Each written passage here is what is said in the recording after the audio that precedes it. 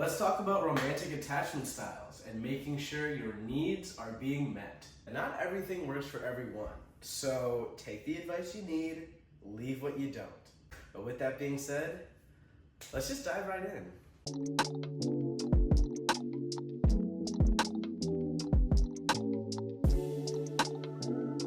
Whether your partner is anxious, avoidant, or disorganized, you've been trying to make this work. You've been providing them reassurance, you've been dealing with their insecurities, and you've just been trying to make them feel comfortable and happy and fulfill their needs. But the thing about attachment styles that's so draining for both parties is that neither party is ever really satisfied, because the person who has a lot of needs doesn't ever feel like they're being met fully. And the person who's trying to meet the needs never really feels like they can. So yeah, neither party is fully satisfied. Now, if you're watching this video, it must be because you know that your efforts aren't doing anything for you. And I don't mean to be harsh about that. I mean to be logical about that. You can't love someone into loving themselves. No matter how much you love or care about someone, it's not going to make them love or care about themselves. That's why your efforts aren't really doing anything. You're working so hard and you're trying so hard to show someone you care about them, but that's not what makes them care for themselves. I'm sorry if that sounded harsh, but I'm not your therapist. I'm your friend. And friends tell each other the truth. So with that being said, you need to parent yourself and ask yourself, what do I need? Not what do I want? And I understand that thinking about what you need from a partner can be really intimidating because it's a deep topic. But try not to get intimidated, because essentially, I'm just asking you to describe your ideal partner. I know people aren't going to perfectly fit my mold, but as someone in my 20s, I know that I need a partner who strives towards the best version of themselves and does this through inner peace. And I know that that's not something I'm willing to compromise on. For you, you may need a partner who, amongst many things, demonstrates self-awareness. Self-awareness is the act of being able to see yourself from the outside, as other people see you, not from the inside, as you only see yourself. If your partner and you can demonstrate self-awareness, you'll be able to avoid things like crossing each other's boundaries and starting arguments and creating resentment.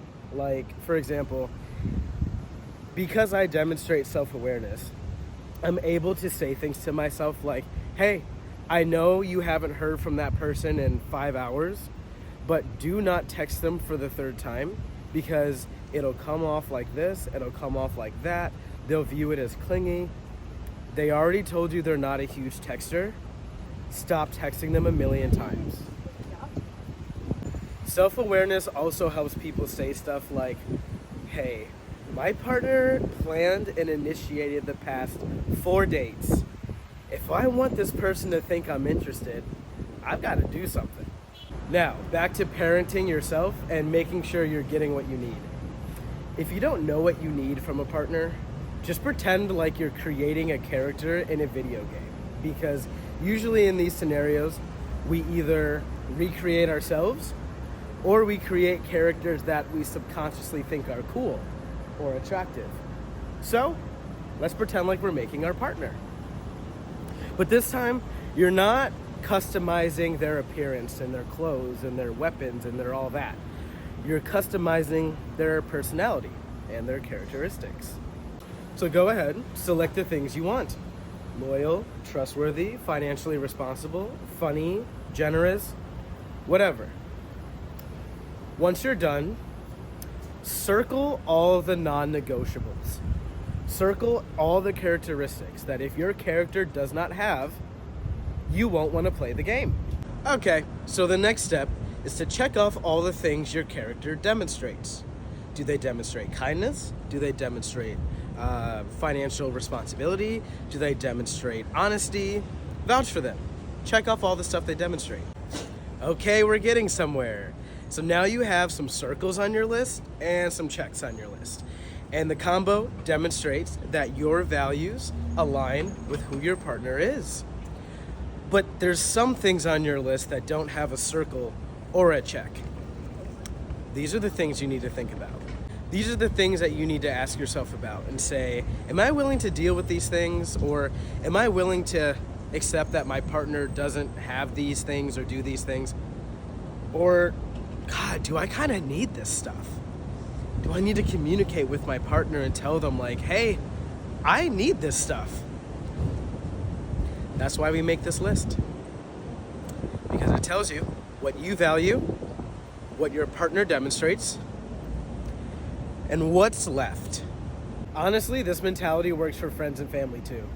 So now that we've made our pretend character and we played our pretend video game, let's come back to life. And let me ask you, are you giving yourself what you need? Or are you settling for less? Are you settling for what's easier? Are you settling for what's familiar or already existing? Are you attached to the idea that something might work with this person? Or is something actually working with this person?